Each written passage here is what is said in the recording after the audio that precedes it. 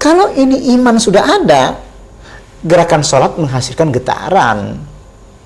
Kita selama ini hanya tahu bahwa Allah ada, gitu aja. Tapi tidak bersambung. Antara kita dan Allah tidak ada sambungan batin kita itu. Iman itu sambungan batin. Karena ada silatun waliqaun bainal abdi wa rabbi. Ada kesambungan batin. Kenapa sih sujud kan gitu? Sujud itu karena memang saya nyambung. Gak mungkin saya sujud kalau belum nyambung.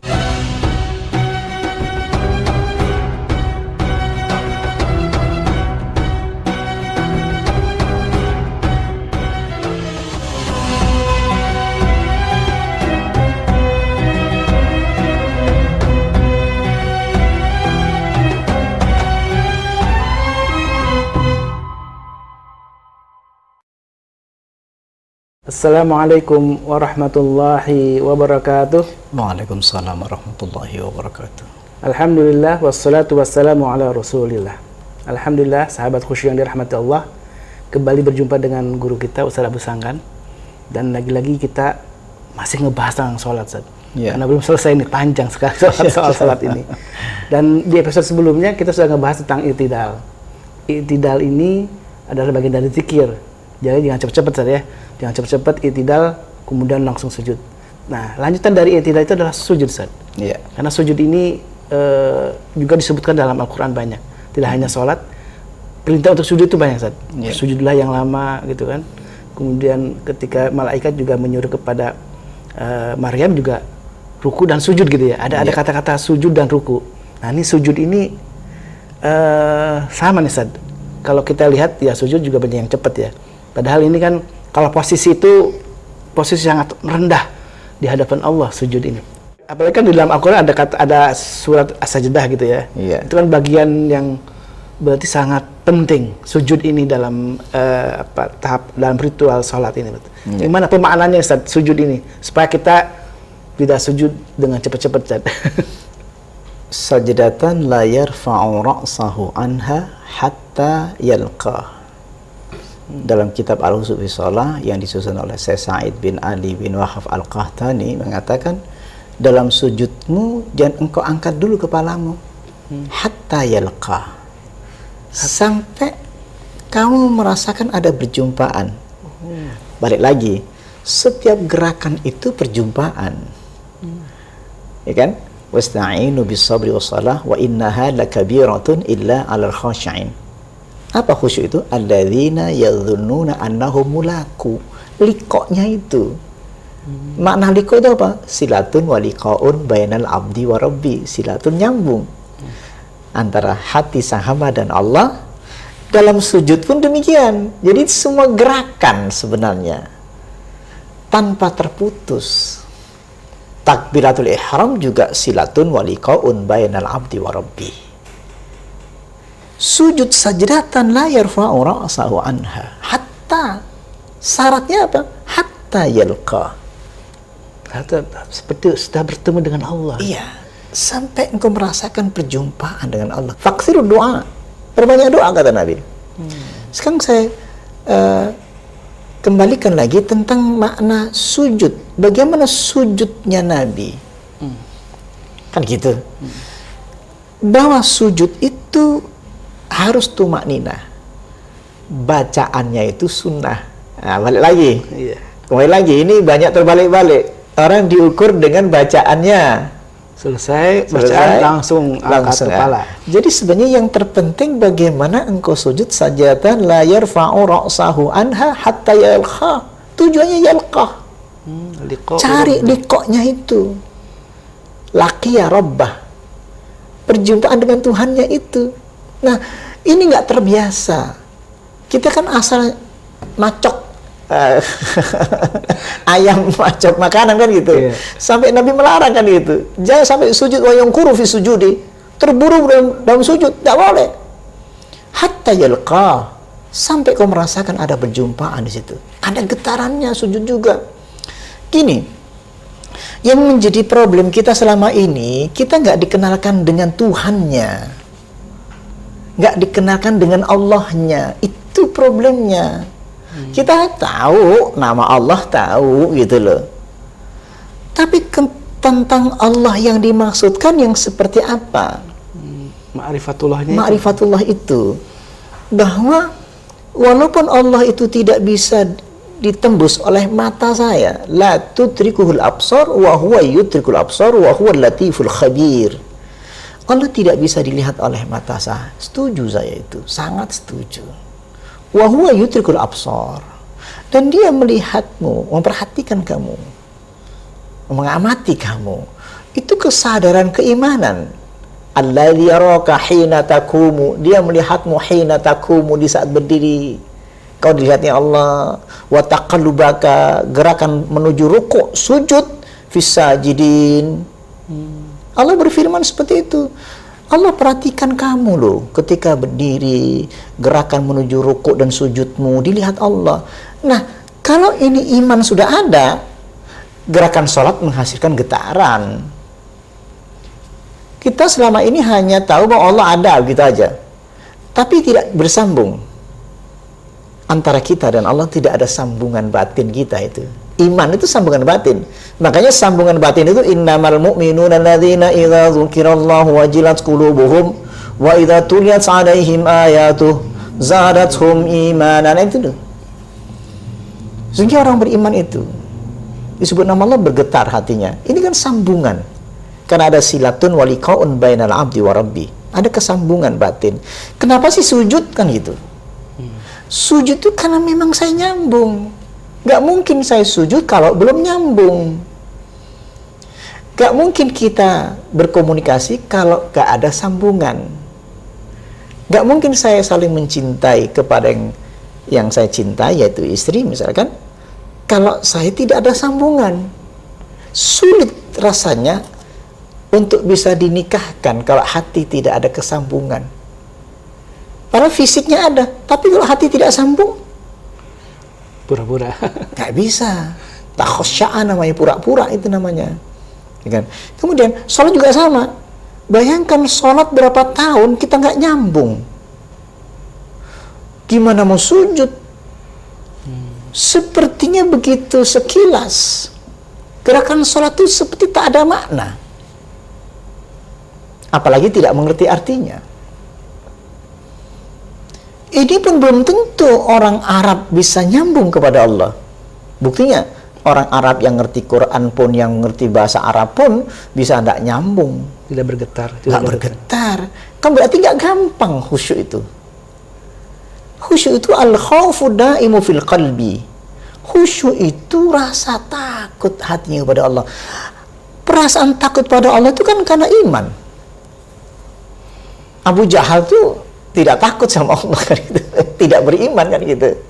Nah, jadi kita kembali kepada diri kita sendiri, kembali kepada sujud tadi, bahwa tidak ada hatinya kesambungan dengan Allah ketika sujud. Betapa capeknya at-ta'abu wan nasabu. Kata Nabi, capek sujud itu kalau tidak nyambung. Wan nasabu, penat. Dan perasaan ini udah diungkapkan, diprediksi oleh Nabi. Ya'ti 'alan nasi zamanun yusalluna wa la yusallun. Nanti satu zaman banyak orang salat tapi tidak salat. Dia berkata-kata. Dia membaca ayat. Dia ruku, kelihatan ruku. Iktidal kelihatan iktidal dan baca sami Allahu liman hamidah. Sekarang sujud. Itu kalau nggak nyambung capeknya luar biasa. Kalau dilihat dari salatnya Nabi, sujudnya itu kalau tahajud itu biqadri qiyami, sama dengan berdirinya. Ya kan? Al-Baqarah. Sujudnya setara dengan Al-Baqarah. Saya ambil bagiannya. Kenapa begitu lamanya beliau sujud? Karena ada kesambungan dengan Allah. Yang kita cari dalam salat kan kesambungannya, ingin ketemu Allah. Alladzina yadhunnuna annahum mulaqu rabbihim wa annahum ilaihi rajiun. Untuk apa ketemu kepada Allah? Wa annahum ilaihi, kepada mereka itu kepada Allah kembali. Sujud itu mendekati Allah, mendekat kepada Allah. Fa inni qarib wa nahnu aqrabu ilaihi min hablil warid. Mendekat, sangat dekat, yang sedekat-dekatnya kepada Allah itu. Seperti peristiwa ketika di Wathur, sering saya ceritakan tentang ini. La tahzan innallaha ma'ana fa'anzalallahu sakinatahu. Jangan kau bersedih hati. Dalam sujud itu jangan kau bersedih hati. Innallaha ma'ana fasajadu. Sujud kita itu sajdatan la yarfa'u ra'sahu anha hatta yalqa. Jangan kau angkat kepalamu. Fa inni qarib. Aku dekat. Sampaikan ketika dekat itu subhana rabbil a'la wa bihamdi. Nol. Suasana batin kita itu betul-betul nol. Gelisahnya nggak ada, sedihnya nggak ada. Kenapa? Begitu dekatnya Allah di saat kita sujud. Ku sampaikan semua angan-anganku, semua hajatku, semua doa-doaku, karena aku bertugas mewakilimu ya Allah sebagai khalifah. Sebagai khalifahmu, aku berdoa di situ, faktur doa. Maka perbanyak doa di situ. Sujud itu sendiri doa. Tanpa kata-kata itu udah doa sebenarnya gitu loh. Karena salat itu maknanya ad-doa. As-salatu bimana ad-doa. Salat itu wasta'inu bis-sabri was-shalah. Salat itu doa. Gerakan rukun-rukunnya itu udah doa. Al-Fatihah itu doa. Rabbana walakal hamd mil'us samawati itu doa. Doa ada doa berupa istighfar.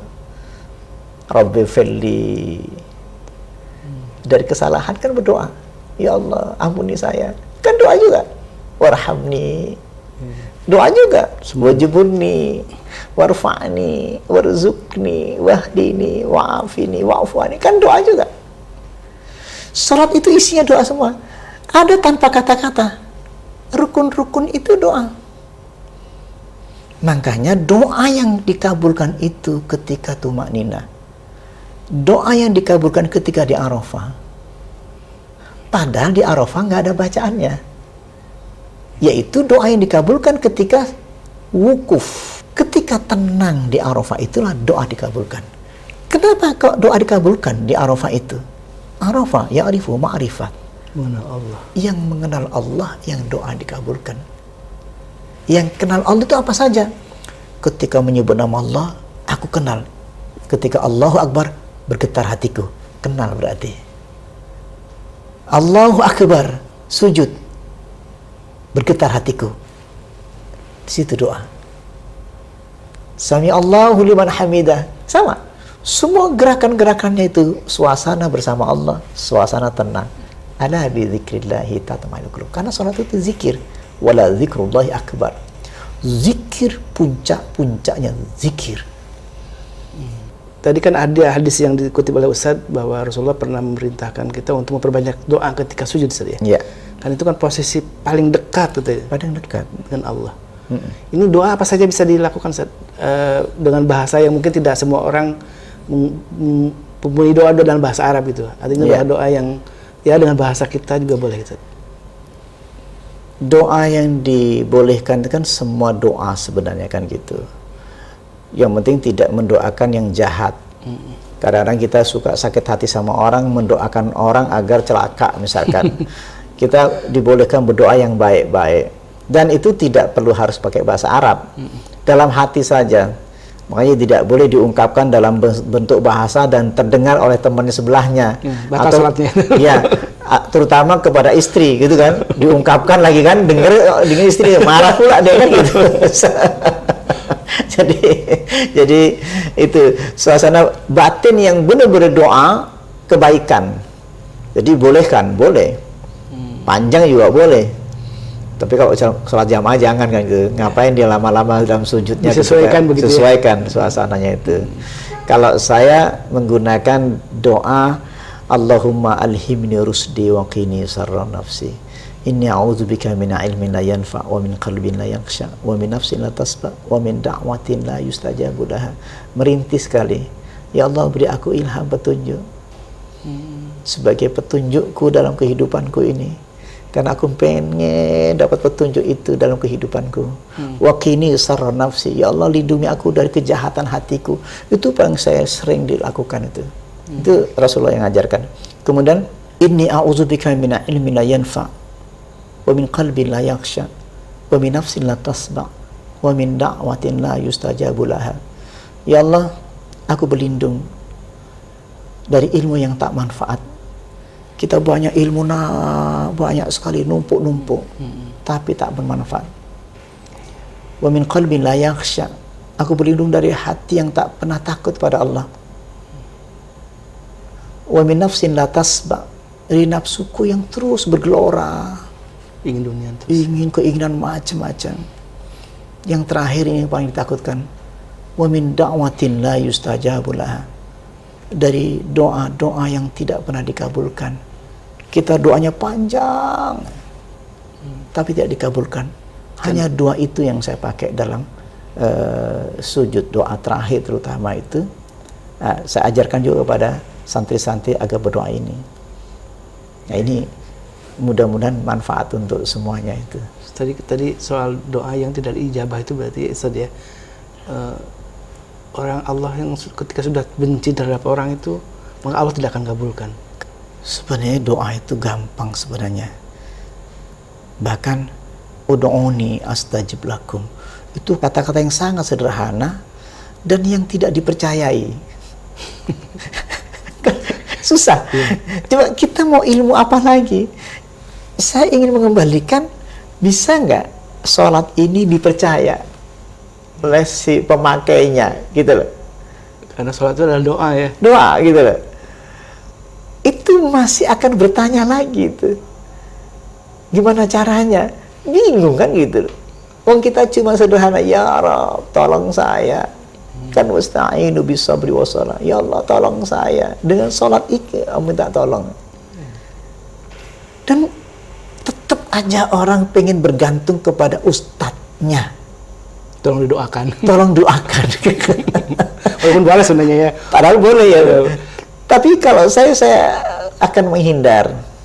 Menghindar dalam arti gini, sudahlah kita ke Allah. Jadi kita tempat bergantung. Secara mental dia bergantung. Begitu dia bergantung, nyaman. Apalagi dikasih jalan keluarnya nyaman. Takutnya malah akidahnya, tauhidnya jadi Akidah, malah tauhidnya tergerus ya. tanpa sadar akidahnya tergerus. Gitu lah. Pada Allahus Samad benar ya.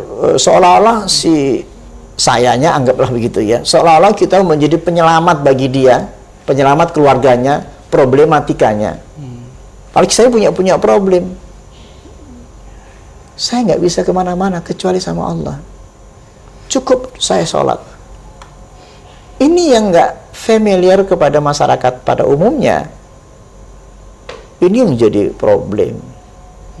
Makanya kenapa sih saya menyemangati tentang bab sholat ini, karena sudah hampir punah hatinya, punah kepercayaannya. Itu yang ngeri, punah kepercayaannya terhadap Allah, terhadap sholat itu sendiri. Iya. Kan apapun persoalannya, apakah sholatlah kata Rasulullah. Sholat, tapi kita kan nggak dipercaya. Aku udah sholat kok, itu yang susah. Kok nggak dijawab doanya gitu kan, selalu begitu ya? Iya. Terus kenapa ke saya? Barangkali Ustadz bisa mendoakan lebih bagus dan diterima oleh Allah, diijabah sama Allah. Oh, ngeri kali kan gitu. Saya bilang, pernah ada orang datang, saya bilang, yang berkepentingan itu lebih serius daripada saya. Iya, betul. Kan gitu. Betul. Saya yakin saya tidak akan serius. Beda dengan yang berkepentingan. Cuman percaya apa tidak? Sementara Bapak Ibu sekalian datang ke saya, datangnya pun jauh-jauh serius. Harapannya saya mendoakannya. Padahal mengharapkan doa dari saya, kan saya minta sama Allah. Kalau Allah mau, Anda saja berdoa nggak diterima, apalagi saya. Kenapa? Karena saya juga nggak mungkin serius. Nggak mungkin. Problemnya begitu beratnya, kan tidak dalam banget. Saya tidak menghayati problem Anda. Sementara Anda punya problem yang engkau hayati. Dan itu perlu sampaikan ke Allah, bukan ke saya. Wallahi tidak mungkin saya serius. Itu aja pegang. Jadi yang terbaik itu adalah sendiri dalam sholat tahajudnya, sendiri dalam sholat sunnahnya, sendiri berdoa sendiri. Dan gunakan dalam sujudmu. Ya? Dalam sujudmu perbanyak faktor doa di situ. Itu sudah cukup sebenarnya itu. Nah ini kan perlu kesadaran dalam banget itu. Ini kan penting banget. Itu harus dihidupkan kembali. Kita ingin mengembalikan, menghidupkan ini loh, yang telah ditinggalkan lama. Kenapa? Kita bahaya. Bahayanya apa? Sholat ini semua semarak saat itu. Tapi bersama itu problem semuanya. Tapi tidak selesai. Mestinya kita berangkat ke masjid itu sudah niat menyelesaikan problem dengan keimanan. Keimanan itu maksudnya gini. Ketika saya punya problem, saya terima dulu. Saya ikhlas atas musibah ini.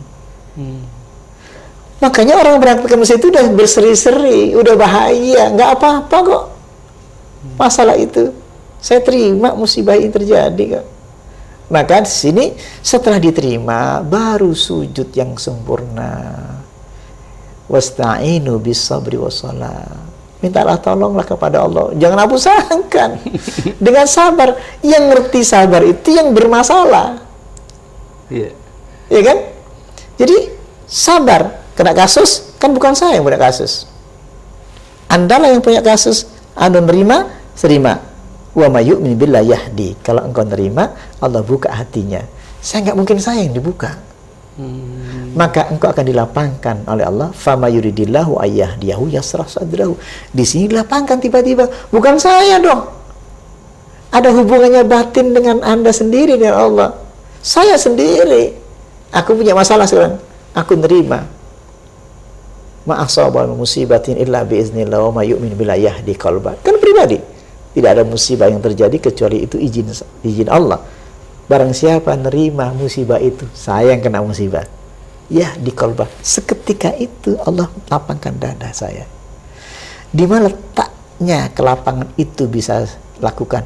Dalam sujud. Berdoalah di situ. Setelah dilapangkan, petunjuk itu akan tampak dalam hatinya setelah selesai sholat. Ya ja'alnahu makhraja wa yarzuqhu min haitsu la yahtasib. Allah buatkan jalan keluarnya dan kasih rezeki dari arah yang tidak disangka-sangka. Harus iman. Kalau nggak iman ya nggak bisa mau cerita bergelora omongan kita ya nggak didengar. Jadi kalau orang semakin berkurang yang datang ke ustadz jamaahnya untuk curhat berarti sudah ini ya, kekhusyuannya sudah mulai ada. Justru kalau semakin banyak yang curhat, aduh, semakin susah berarti ini kekhusyuannya. Masya Allah, Ustaz, jazakallah khairan, Ustaz. Ya, luar biasa sahabat khusyuk yang dirahmati Allah, bahwa sujud itu menjadi satu tempat itu atau sarana menjadi tempat momen yang paling dekat dengan Allah. Ya. Makanya berdoalah kata Rasulullah SAW. Dan saya jadi ini terinspirasi untuk tadi menerapkan doa-doa yang tadi Ustaz sebutkan, doa untuk dapat ilham, doa kemudian untuk tadi ada beberapa yang Ustaz sebutkan, silahkan nanti catat ya, doa yang itu juga udah masyhur Ustaz ya, doa-doanya. Masyhur. Doa untuk berlindung dari ilmu yang tidak manfaat, doa dari hati yang tidak bisa khusyuk, tidak takut kepada Allah, doa untuk nafsu yang tidak puas tadi ya dengan dunia, dan terakhir tadi dari doa yang tidak kabulkan. Semoga kita bisa menghayati dalam sujud kita dengan doa-doa yang disunnahkan oleh Rasulullah Sallallahu Alaihi Wasallam.